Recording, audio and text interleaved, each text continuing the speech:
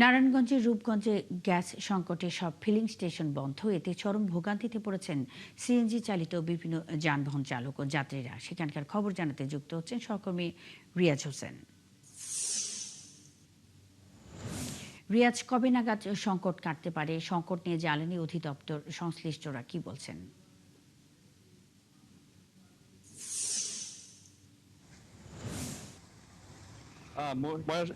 Maheshkhali LNG টার্মিনালে গ্যাসের যে শুরুতেই আপনি বলে রাখি যে এর আগে কিন্তু টার্মিনালে আগুন লাগার কারণে কিন্তু সারা দেশে কিন্তু গ্যাসের একটা বিশাল সংকট দেখা গেছে। এর প্রভাব কিন্তু রূপগঞ্জে ব্যাপক আকারে পড়েছিল। তখন আমরা দেখতে পেয়েছিলাম যে অনেক শিল্প কারখানা কিন্তু তারা বন্ধ করে দিয়েছিল শিল্প মালিকরা, এবং যারা যানবাহন চালক তারাও কিন্তু একটা ভোগান্তিতে পড়েছে। তারা কিন্তু অনেকে যানবাহন চলাচল বন্ধ করে দিচ্ছে এবং তারা কিন্তু অনেকটা সমস্যাগ্রস্ত হয়েছিল এবং বেশিরভাগ ফিলিং স্টেশনগুলো কিন্তু আমরা ফাঁকা দেখেছি। এরপরে কিন্তু বেশ কয়েকদিন গ্যাস সরবরাহ স্বাভাবিক থাকার পরে গত এক সপ্তাহ ধরে কিন্তু ফের সেই সংকটটা তৈরি হয়েছে। আমরা যেটা জানতে পারছি যে মহেশখালী এলএনজি টার্মিনালে গ্যাসের যে জাহাজ আসা করে সেই জাহাজ না থাকার কারণে কিন্তু গ্যাসের সংকটটা অনেকটাই বেশি বলে তারা আমরা জানতে পেরেছি। তবে আজকে সকালে এসে দেখলাম যে রূপগঞ্জে 5টি সিএনজি ফিলিং স্টেশনের মধ্যে শুধুমাত্র একটি ফিলিং স্টেশন বিসমিল্লাহ ফিলিং এন্ড সিএনজি ফিলিং স্টেশনে কিছু গাড়ির চাপ রয়েছে। যাত্রীবাহী মাল পণ্যবাহী সহ বিভিন্ন যানবাহন কিন্তু আমরা দেখতে পাচ্ছি এখানে কিন্তু গ্যাসের জন্য দীর্ঘ সারি বর্তমানে দাঁড়িয়ে আছে। তারা আমাদেরকে জানিয়েছে তারা খুব ভোরে এখানে এসেছে গ্যাসের জন্য।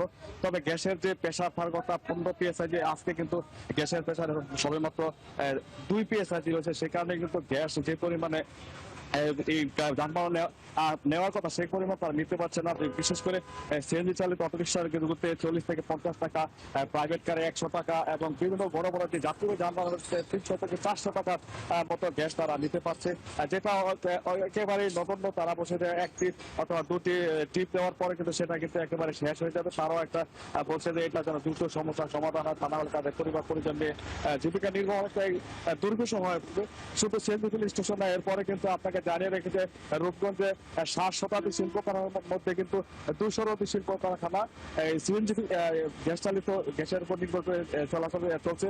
তাদের উৎপাদন হয়ে থাকে, কিন্তু গ্যাস সংকটের কারণে কিন্তু বেশিরভাগ শিল্প কারখানায় কিন্তু গত সপ্তাহ ধরে তাদের সরবরাহ অনেকটাই গ্যাস উৎপাদন অনেকটাই কমে গেছে। তারা বলেছে যে এইভাবে ছোট থাকলে তারা দ্বিতীয় দফা তারা বিভিন্ন শিল্প কারখানা বন্ধ করে দিয়ে বলে তারা আমাদেরকে জানিয়েছে। তারা সরকারের দৃষ্টি আকর্ষণ করছে যে বাংলাদেশ উৎপাদনমুখী একটি দেশ, বিশেষ করে রূপগঞ্জ শিল্পাঞ্চল দেশ, এখান থেকে বিভিন্ন পণ্য সামগ্রী বিদেশে রপ্তানি করা হয়। এভাবে যদি চলতে থাকে তাহলে কিন্তু শিল্প কারখানার পাশাপাশি কয়েক হাজার শ্রমিক একেবারেই তারা কিন্তু বেকার হয়ে পড়বে।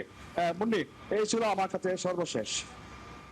রিয়াজ হোসেন, অসংখ্য ধন্যবাদ যুক্ত হয়ে তথ্য জানাবার জন্য।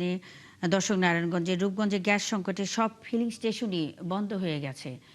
এই গ্যাস সংকটের খবরাখবর নিয়ে রিয়াজ হোসেন আমাদের সঙ্গে যুক্ত ছিলেন।